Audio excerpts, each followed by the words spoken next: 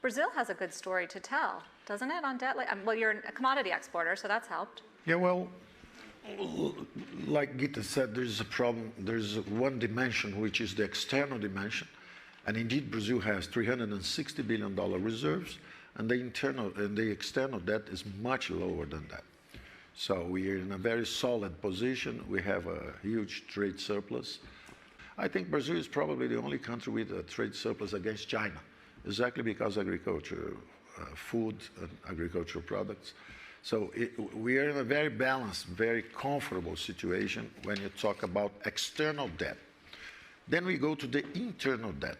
What happened? When the disease came, when COVID came, our debt GDP ratio was 76.5.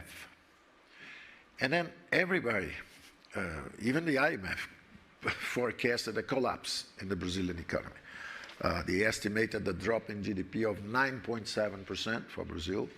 And then, let's say, as an example, UK, 4%. Happened exactly the contrary. I alerted the IMF mission. It was not Gita herself. It was somebody else that was removed from the position. She's not there anymore.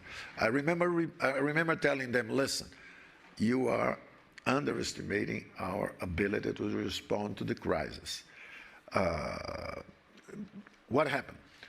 UK dropped at 9.7. The number they assigned to us was the UK.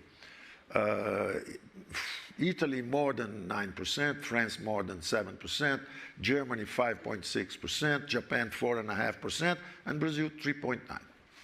So Brazil dropped less, recovered faster, and at the end, the initial forecast is that our debt GDP ratio would go to 100%, from 76.5 to 100%. Well, last month, we just closed the number, 78.5%.